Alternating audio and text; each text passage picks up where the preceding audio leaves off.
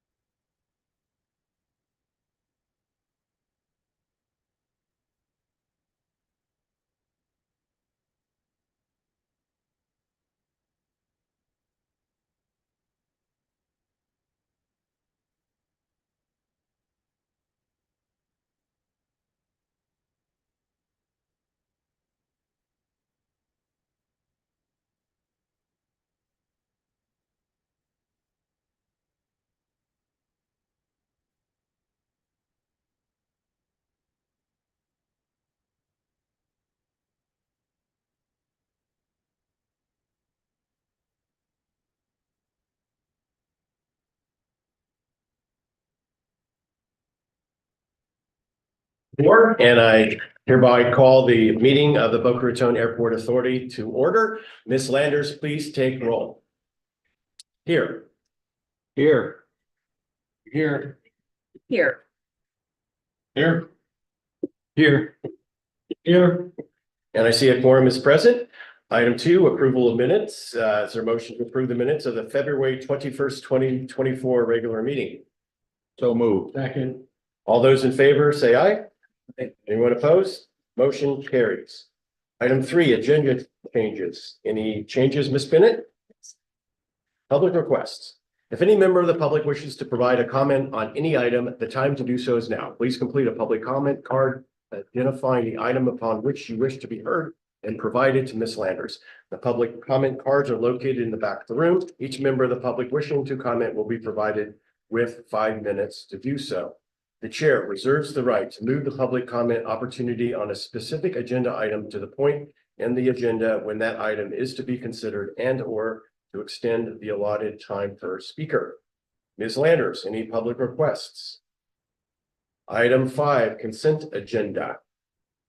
If there are no items on the agenda, item 6, federal, state, and municipal input. Ms. Bennett? There is none. Item 7, financial reports. Mr. Vogel, please introduce the item. Hi, everybody. This is the financial report. We only have a couple of weeks left until the halfway point of our fiscal year, and the audit's currently underway. Preparations have begun on the fiscal year for 2025. I reviewed the detailed financial report and found everything to be in order. And I'm going to turn it over to Robert Abbott to present the financial report for February 2024. Thank you, Mr. Vogel. I'll send your package to the financial report from February 29th, 2024. As you can see, total operating revenues are today for approximately $3 million, which is 8.8% of budget year to date. Total operating expenses are approximately $2.1 million, that's down 16.7% budget to date, and net income before depreciation. So on behalf of the board management and the secretary treasurer, we expect to present to you the financial report and their. Any questions for Mr. Abbott? Is there a motion to approve the February 2024 financial report? Second. Any discussion? All those in favor say aye. Aye. Opposed? Motion carries. Item 8, tenant reports and requests. Signature flight support special event request. Mr. Bryan.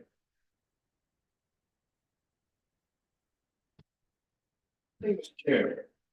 I support submitted a request to host a special event on Saturday, May 11th this year, for the Ring Wheels of Passion show. I believe they've done this several times in the past.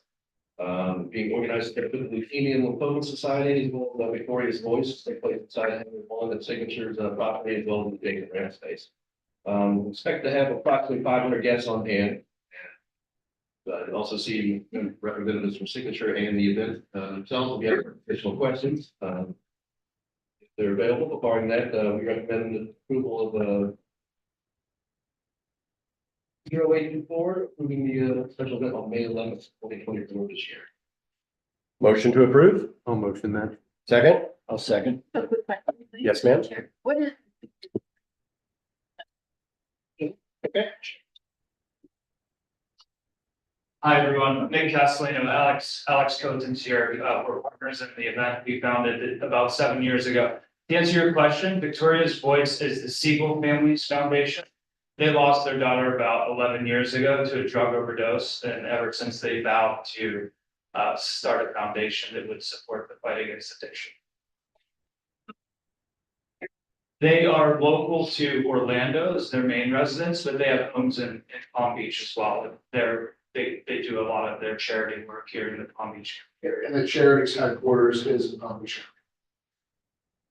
thank you. Sure. Any other questions? All those in favor say aye. Aye. Motion carries. Thank you. Thank you and good luck with the event. Yeah. Thanks for coming. Item B, CNLI Airmark REIT LLC consent to first agenda to sublease with Cinemark USA. Ms. Bennett. Thank you, Mr. Chair. We have received a request from CNLI Emark REIT, which is our tenant on the movie theater property. We know them better as Carlisle, which is the owner of the asset that holds the lease.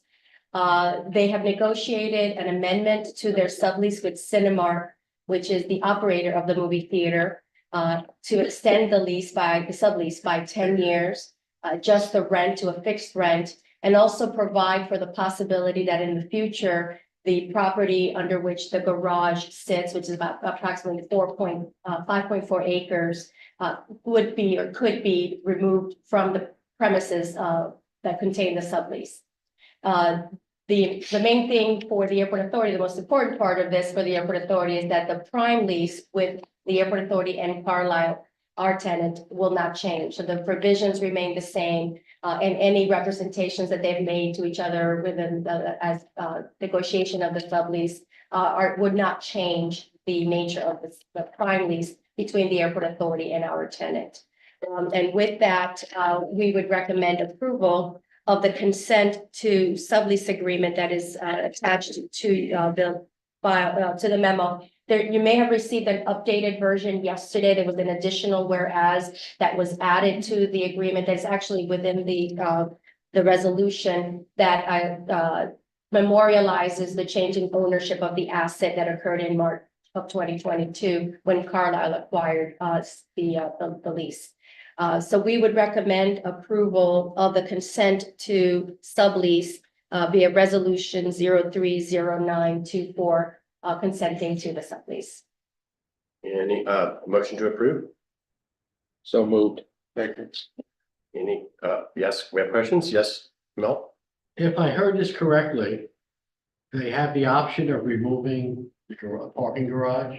With airport authority approval, that right now is not a provision that is approved in the prime lease. So this is something that they are contemplating as a possibility within their agreement in the future, should the prime lease be amended to allow for the removal of the Did garage. they give us any indication of what they might be thinking of putting there? They demolish the garage? They haven't presented any formal proposal to us yet, but they've indicated that they might possibly redevelop that for potentially some aeronautical uses. I'm just curious. All right. Any other questions? Yes, Yeah, regarding CNLI E-Mark REIT LLC, I can't find where they are doing, registered with the Secretary of State to do business in Florida. Okay, that's something I can look into. I don't have question. the background. My recollection is that we looked it up when they took over In 22. in 22, but I haven't looked at it since then, so I can. do I some- can't find that they were ever registered in the state of Florida. I'd be happy to report back at our next meeting. Well, I guess the question is, should we approve this if they're not allowed to do, or they're not authorized to do business in the state of Florida? Well, Approve the, it provisionally. and it's okay to approve it provisionally, but really, this action is not authorizing CNLI Mark REIT to be there. It's authorizing Cinemark who is your current sub tenant, to stay on the property, because that's what you're consenting to, is allowing Cinemark to stay. You're not consenting to anything with CNLI. CNLI took it over by the purchase of asset back in 2022. And so if you have a concern about them not being a proper successor in interest to the party who holds the actual lease, the prime lease, then that's a separate conversation than what's happening today. If you don't agree to consent to the sublease, what will happen is potentially Cinemark will not extend their lease and they will leave at the end of this month. Again, I come back to, I know that CNN, whatever, E-Mark is registered, but not REIT LLC. They are not authorized to do business in Florida. And I'll do some homework on that and I'll come back to you at the next meeting. So should we approve this? I don't think that concern is addressed one way or the other by the approval that you're contemplating today. So that should not represent a bar to continuing your relationship with Cinemark, which is what this document does. Would there be any negative ramifications? In fact, what your research finds is that it's not registered, it's either not up to date or there's something amiss there. Would there be negative ramifications to the airport? I don't believe so. This consent simply acknowledges the right for the sub to be there and does not change or waive any rights or obligations under the prime lease. So if you have recourse against CNLI E-Mark REIT, then whatever recourse you have, you will still have whether you say yes to this or not. And correct me if I'm wrong, but the sublease with Cinemark allows for the possibility that they would become a direct tenant of the airport authority if our tenant, CNLI Mark REIT, goes away. Is there any possibility of that? Not that I'm aware of. We will verify the issue of the registration, but I don't see a reason why they wouldn't continue to be our tenant. Right. I may. Yes, ma'am. Sounds like there might also almost be a negative ramification if we do not approve this. All in 1 month. Therefore, You'll lose your existing yes, stuff therefore eventually. we should. Then I heard right. That's our recommendation. Yes. Not to mention the fact, even if they This had is to not be, that. even if they Yes, had they to are be, part of it. This is what registered in Florida. There is no, Legal opinion, there is no, it's this. easy to fix. I Yeah, they apologize. can, I didn't they hear. can cure that is what you're They saying. can Yeah. cure. If it's a requirement that hasn't been met, the cure is simple. They have a So cure provision. I would say, let's move forward. I just would like it so noted that Okay. Thank you, we recognize that they Yeah. may not be. thank you. We will verify and make sure that that's corrected. All those in favor say aye. Aye. Motion carries. Thank you. Executive Director and staff reports. Noise abatement, Mr. Press.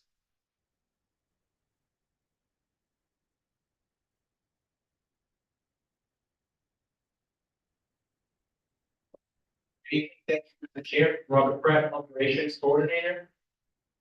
During the month of February, we had 8,012 operations, the same increase over our operation of February 2023. During the month, fuel for both jet fuel and avgas remained roughly the same compared to last year. There was a increase in the jet fuel and a slight increase in avgas, but remained similar to the year before. There were 8 different households who filed noise concerns, most of which were from our online portal. During the month of February, Customs had 174 aircraft clearings, which is slightly down from 205 total aircraft clearings in February of 2023. There were no events. These 174 aircraft arrived from a total of 24 different countries. And there were 53 after hours clearings for the month, of which 30 of them occurred on days when the facility is not closed.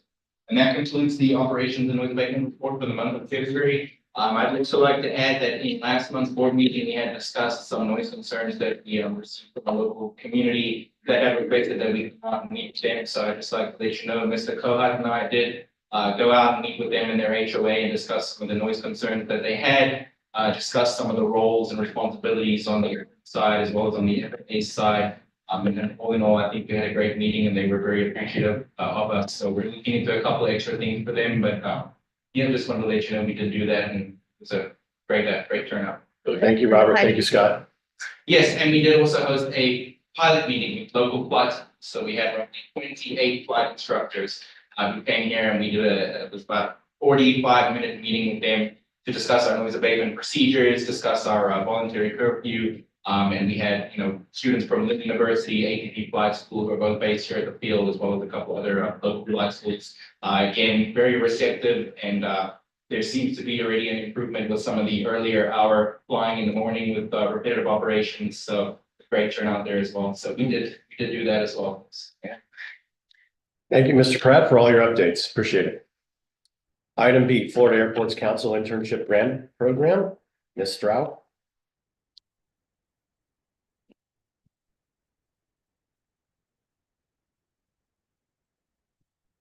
Thank you, Mr. Chair. The Florida Airports Council has offered an internship grant to subsidize the cost of an airport entry here at the Boca Raton Airport Authority. The purpose of the internship is to provide valuable work experience and professional guides to aspiring aviation and administration professionals. Eligible candidates are either seniors or juniors, undergraduate or graduate level. Students who are currently actively enrolled in an academic program such as aerospace, aviation, and this program, the internship program, aligns with the authority's strategic plan to promote the airport's role to the community and help secure the next generation of aviation professionals. So the grant is for 80% of eligible costs up to $4,000. So the airport management recommends the approval of resolution 03-1024, authorizing an internship grant agreement number 23-08 with the Florida Airports Council for 80% of the eligible costs of hiring an airport intern up to $4,000. Motion to approve. So for Second. Any discussion? Yes, Ms. Bennett? The, that's in identifying a recipient of the grant. Do we go to the school, multiple schools, a professor for recommendations? Are there economic types of issues? What we've done so far is most of the universities work through Handshake. It's an online application that the students look for jobs, internships, and most of the schools go through Handshake. We also reached out with LinkedIn. We also did individual school reach out, just let them know that we have an internship program. We receive applications all the time. So when it's, we hold those and until we're ready for interviewing for the next internship. So that's how we've gone through this last internship. Group. We had nearly 53 applicants for the position. So that was quite a turnout.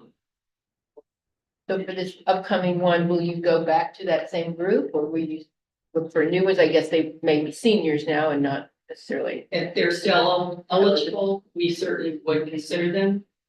We would put out the ad again, we post the job again. And reach out to the universities.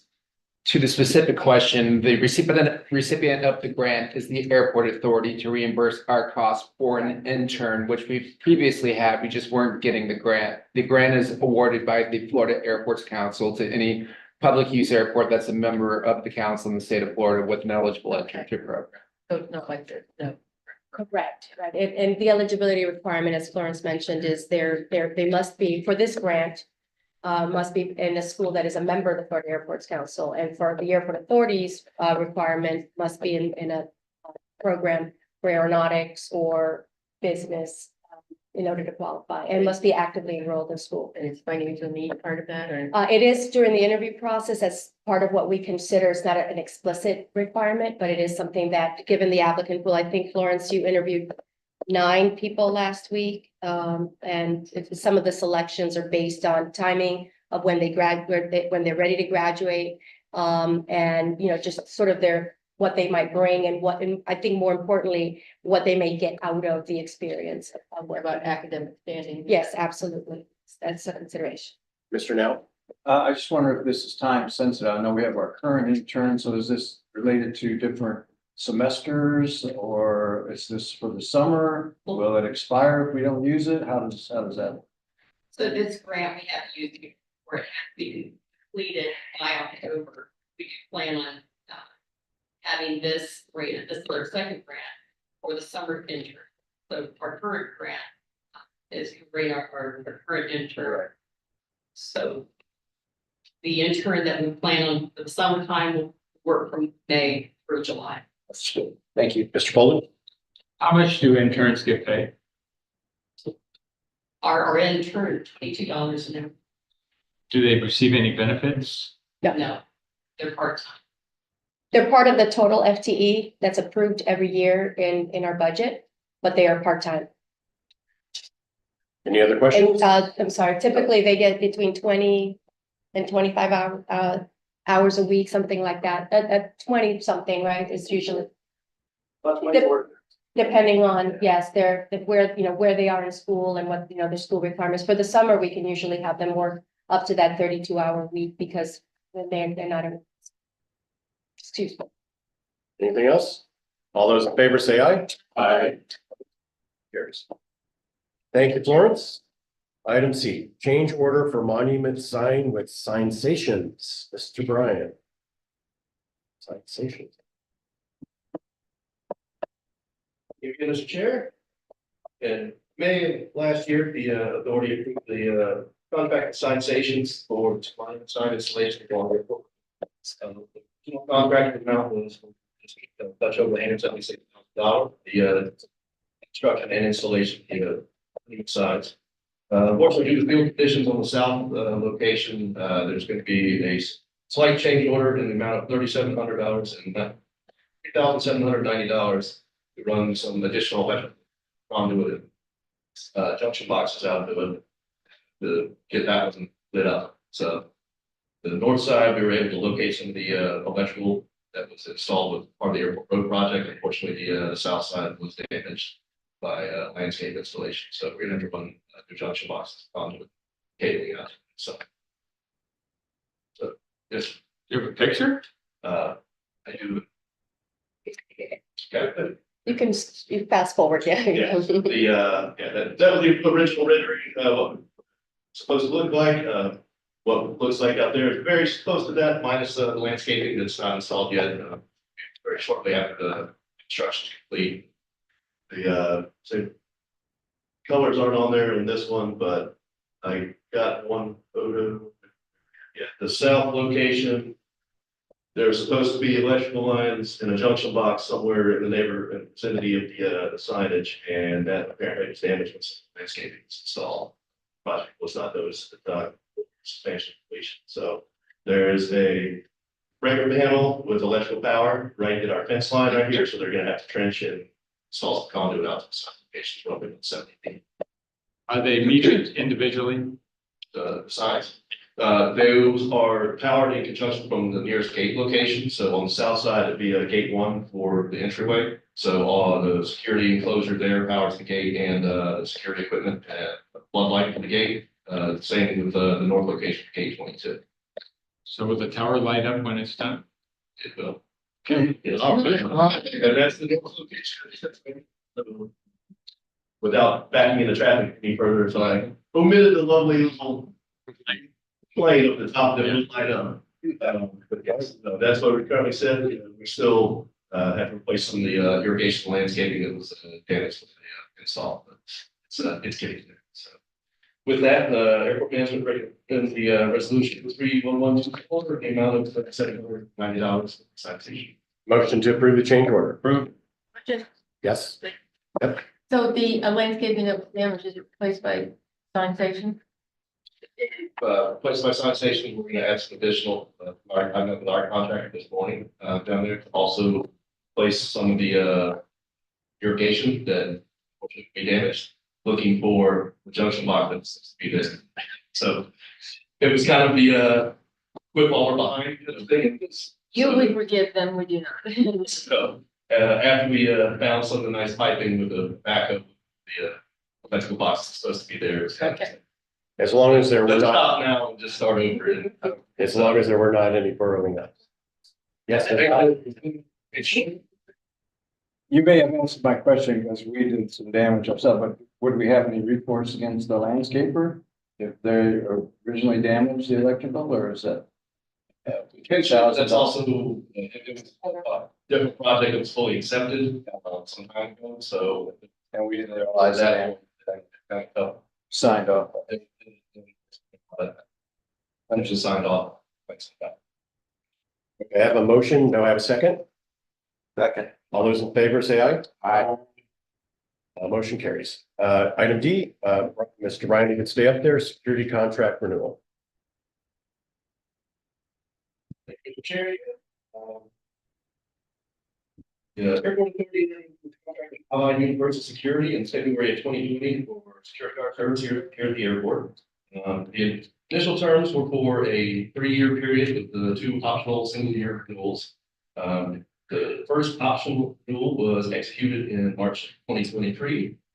So we are recommending that the second and final renewal period be executed for the remaining year.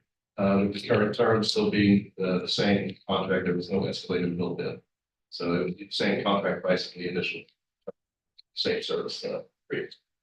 I do have representatives here from Allied Universal, if you have any questions for them. But Any questions for the gentleman? Team? Anything you'd like to share? You can, you want to sit at the microphone? Try to see what we did, Speak in the mic, please. Yeah. Thanks. yeah, we had some few hiccups, last year, so. Got rid of the supervisor, started in January, and so far. everything is good. What kind of hiccups? Well. We don't discuss in-depth security matters.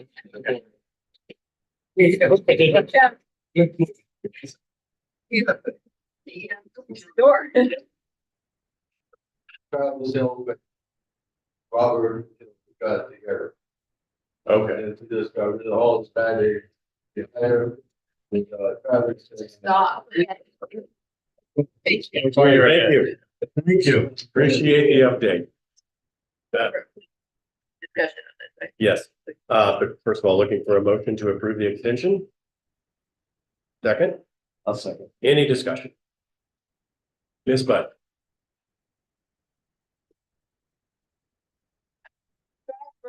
Remind us what our contractual obligations are. You said this is the second 1-year extension. Is it the second of 3? This is the last, second of 2. It's a 3, it's a base of 3 with 2 1-year. extension? 3 plus 2 1s, so Okay. total of 5. Gotcha. Maximum. So, at that point, we go out for bid again, or is it up to general bid, opening it to bid, or what is our Correct. next steps, assuming this gets approved and then we're. Right, our process will likely be that in the fall, this goes through April 30th of next year. But given the process, we would not do this as a low bid, we would do this as a request for a proposal. So we would judge the quality of the presentation and the firm based on experience and qualifications, with price being a factor, but not the determining factor. We would start that in the fall to allow us time to develop the RFP, advertise it, and get interested firms to respond and go through the evaluation with the evaluation committee, and have a recommendation for contract award early in 2025 to allow for any transition. So if there's a new, there will definitely be a new contract, but if there's a new firm that's awarded the contract, they will need some time to transition. So we will probably have a contract award if in January or February of next year. The recommendation. Just as we do with individual staff, do we have an annual type of review with specific criteria to determine level of performance for the previous year? And if that answer is yes, what are the criteria and how do they? Well, it's recurring. I think, Travis, if you want to talk about how often you meet.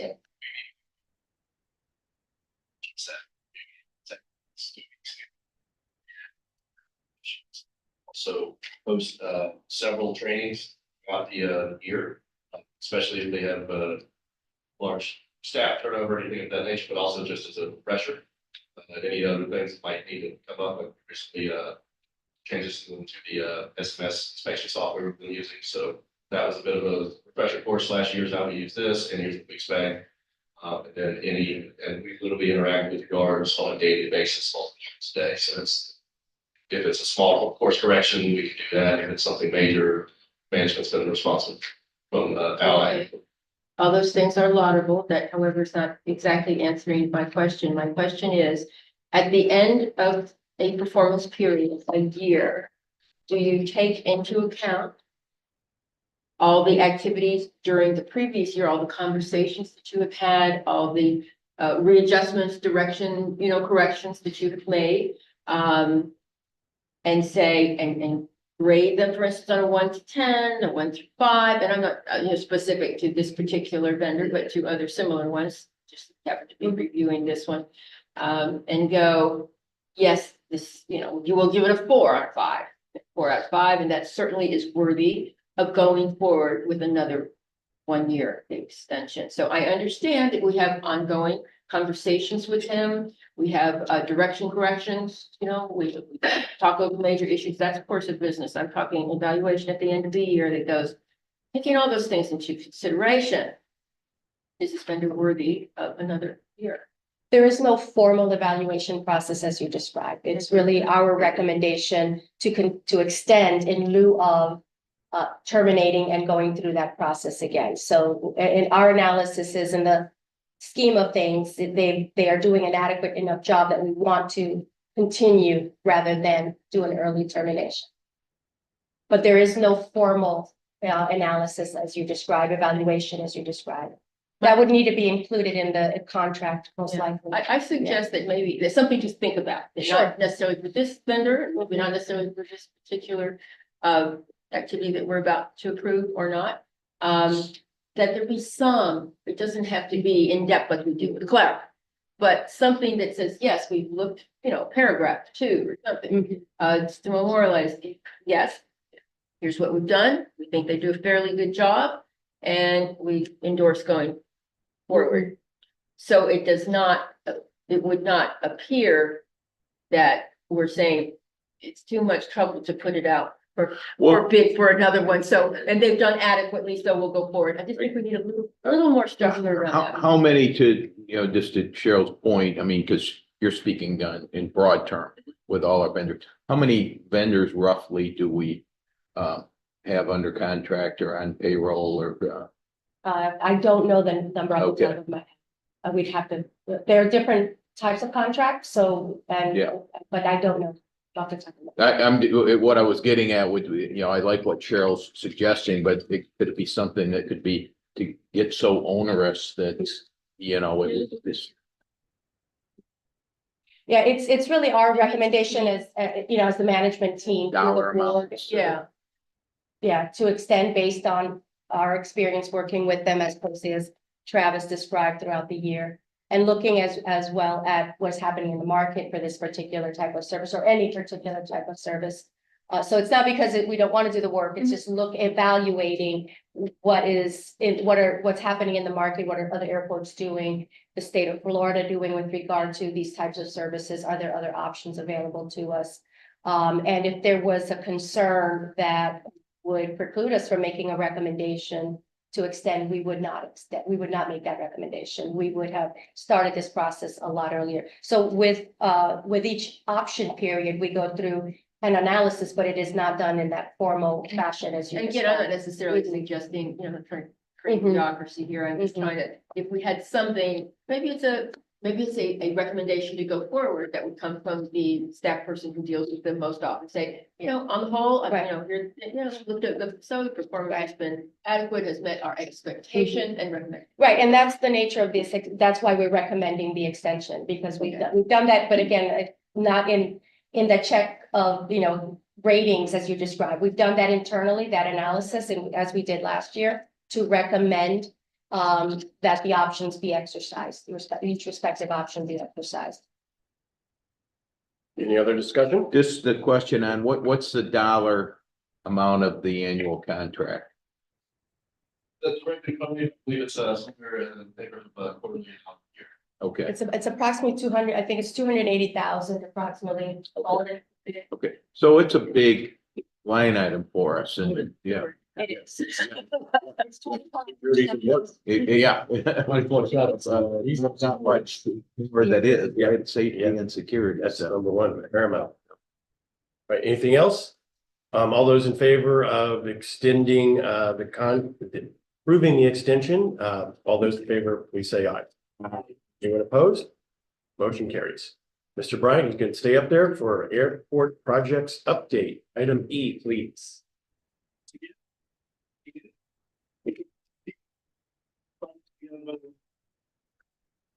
Just completed, there's one of the beautiful new landing signs we have out there, which knock on wood, and performing swimmingly.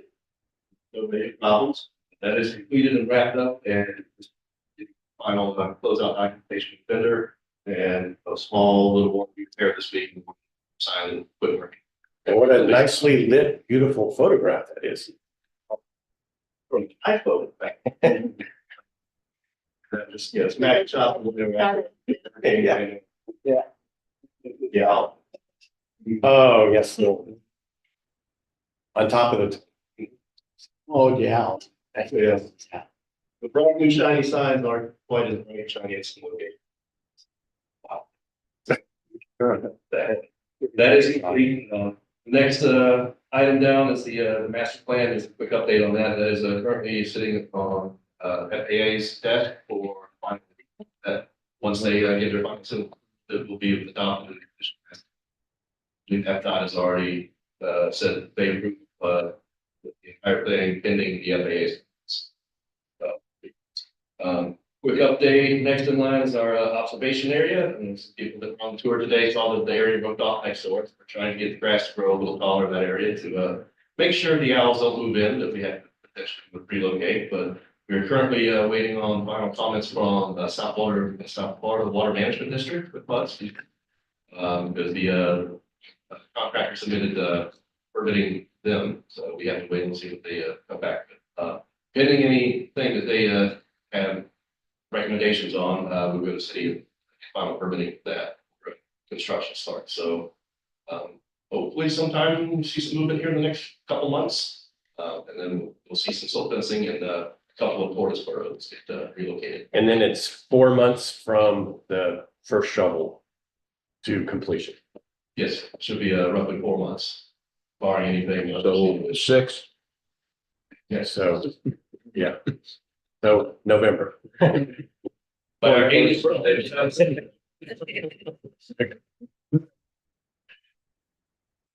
Next one down, this is really tough to see because it's got a lot of information on it, but our stormwater enhancements River Road project is currently out to bid. Yeah, we've had a few questions on it. We had a pre-bid meeting on that, as well as the admin building construction project last week. So just a quick debrief on this. I just popped up the phasing plan to kind of highlight a couple of different areas. We will be widening the rather narrow perimeter road, what we just rode with me on a little while ago. Commenting how narrow it is, have to be widened an additional approximately about 4 feet with additional shoulder grading to not make it such a steep drop off. Should anybody miss the road. Also do some regrading in the swales here to buy some additional real estate in the runway safety area. So additional few feet that we've leveled off, possibly deepening a couple of the ends here to contain a little more water. Also repaving the in routes here, which we drove past the EMAS beds. We can't widen those anymore. Moving the EMAS bed at all. Also installation of a monitored and movable storm water control structure. So that's our basically when the water gets high enough to after a storm, it would open up and offload down the canal off the site. A couple of the bid alternates we put in, which are pending additional funding sources, would be to possibly underground those 2 swales out on the airport on what is now Reliable Jet and Atlantic.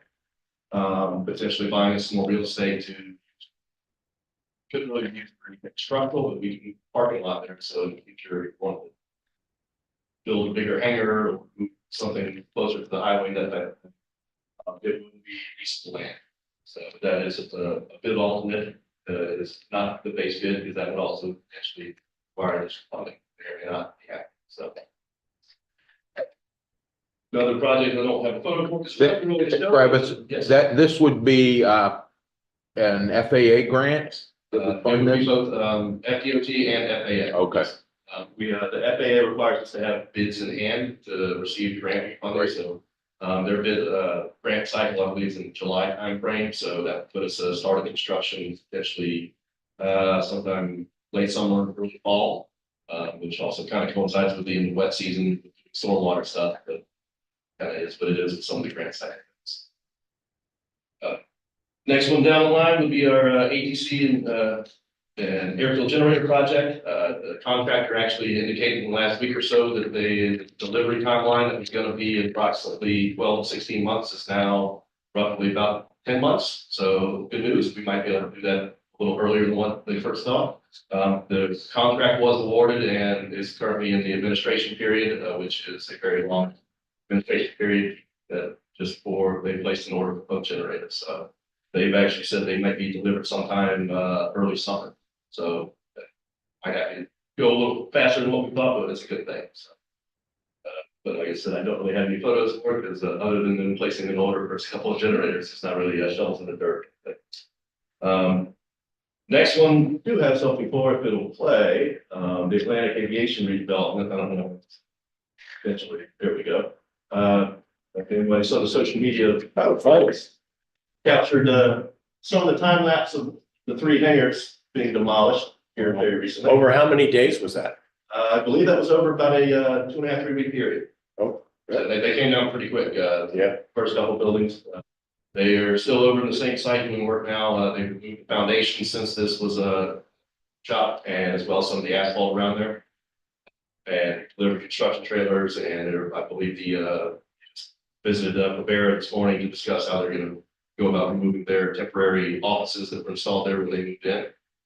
So they can get the next step of construction. So next one will be repaving that area over there and then starting construction on the new hangars. The FPNL just killed power, I believe, to the old fuel farm this past week. Is in the process of doing it. And then they're almost fully transitioned to the new fuel farm, so the old will come out. So they construction.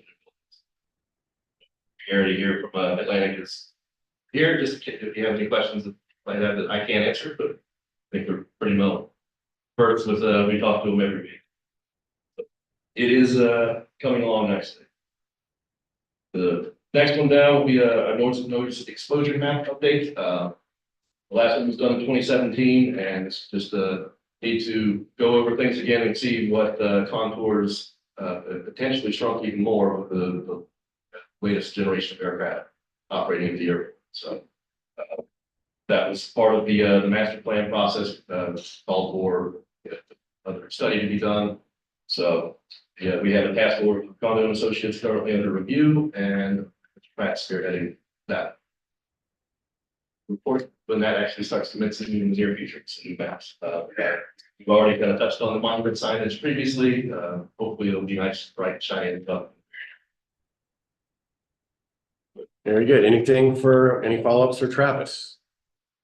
Thank you for standing up there and handling many items today, Travis. Appreciate you. Good. All right. Item 5, corporate identity and community engagement program update. Ms. Barnett with Garth is here to present that item.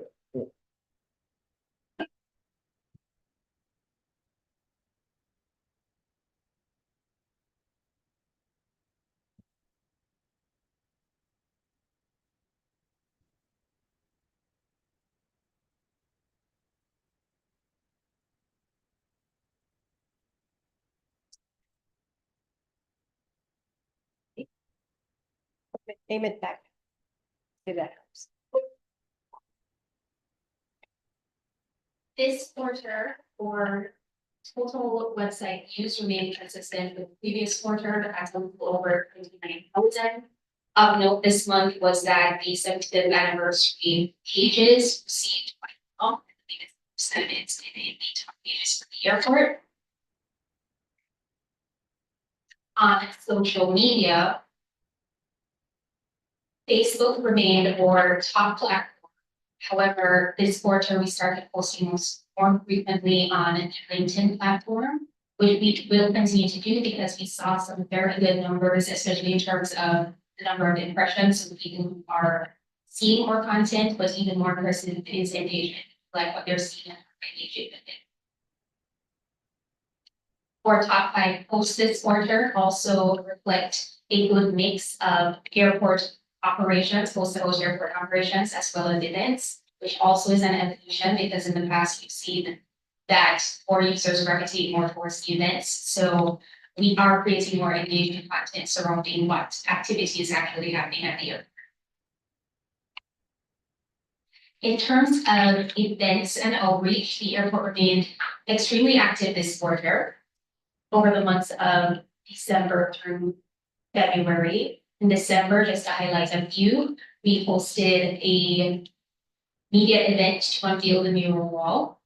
The annual Toys for Tots drive was also held with the airport being a collection site, and Hannah achieved her certified member designation and certification through AAA. In January, Clara represented the airport speaking at a number of associations and clubs.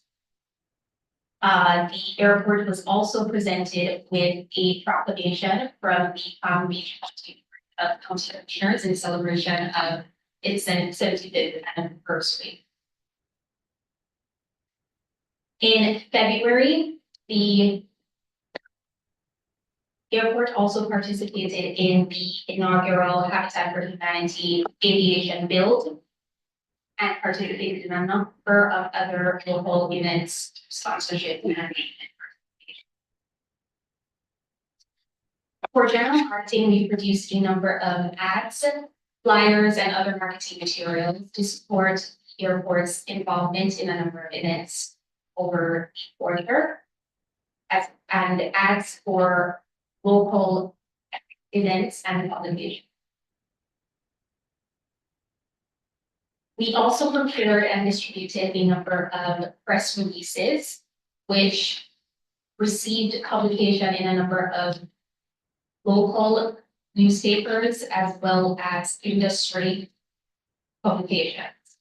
These press releases highlighted events such as the 75th anniversary party, the airport projects, and events, and all of them were made.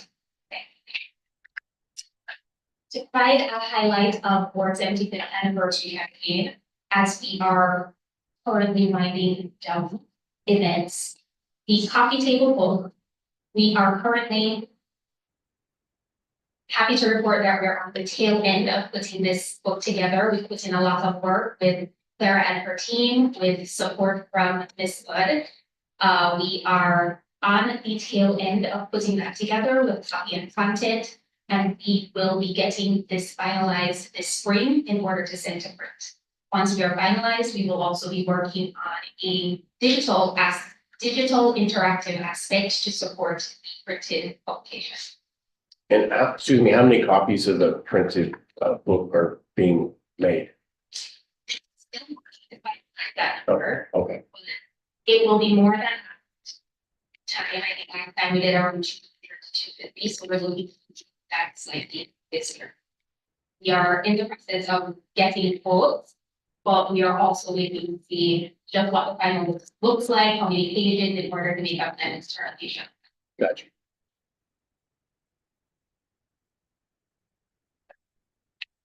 For the 75th anniversary, we also had an ambassador program. Our ambassadors have been extremely engaged. We have seen them both at events, and we also see that engagement reflected in their interaction with all the content we send them for them to share and participate in. As we are winding down the 75th anniversary, we have a captive audience that we will look to tap into and to continue to engage for other airport projects as time goes. And finally, just in closing, to provide a update on the 75th anniversary party, which was held in January. The event was hosted to approximately 190 attendees, including state senators, county commissioners, city officials, airport staff, tenants, and other specially invited guests. Clara and her team, the airport has continued to receive excellent feedback from those who attended the event. We see that people were excited about it. Our photo booth featured links to pictures that were delivered in immediately as they were taken, and we can see that just from people sharing it with their friends, it reached over 4,900 people. People were excited about it. We're happy to see that. And the event was also featured in a number of publications, including the Boca Raton Tribune, the State Aviation Journal. There was interest both locally and at the industry level. With that, I will need questions. Anything for Ms. Barnett? Thank you. Appreciate it. You guys have been busy. Item G, Boca Raton Airport Authority Appropriations Request Update. Scott. Thank you, Mr. Chair. Unfortunately, bad news on this item. You may recall that one of the appropriations bill was included in the House proposed budget. It was not included in the Senate proposed budget. Both of the sponsors, as well as our lobbying team, worked throughout the conference process to get it added to the final work product. Unfortunately, it did not make it through the conference process. So that's disappointing, but we plan on having Chris Lyons, the lobbyist with Louis Longman. Louis Longman Walker, sorry. I'm looking at a different lobbying firm right now. The firm, yes, the firm will be here either at the April or May meeting to debrief in a little more detail as to what went awry. He has not had a chance yet to meet with Senator Berman and Representative Gossett Simon to get their take on why it didn't make it across the finish line. So With that, you also should have received an updated legislative briefing at the federal level. We're still waiting for funding for CBP. It's likely that there'll be a partial government shutdown briefly over the weekend, as that bill had not been released yet, and they need 72 hours to look at it in the House before it can be taken to the floor for a vote. FAA did get funded through the end of the fiscal year, which is good. So now they can work on their 2025 budget.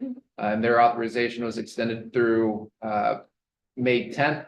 So we will need a longer term reauthorization passed in order to get the grant for the stormwater project that Travis mentioned. But the hopes are high that they will have something in place by that May 10th deadline.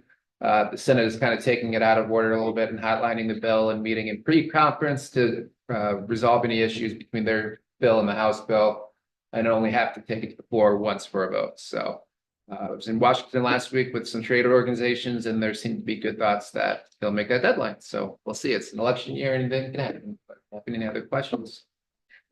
Mr. Chair, that we've a tremendous response from our elected officials at the state and federal level. We met with one of the legislative aides for Senator Rick Scott's office about 3 weeks ago. She had actually attended the event in January, came and toured, so we had an opportunity to speak with her about our federal issues, including the contract tower program, the issues with customs, some of the operational things that we deal with that are at a federal level. And you met with Senator Rick Scott's office as well last week, and with the senator.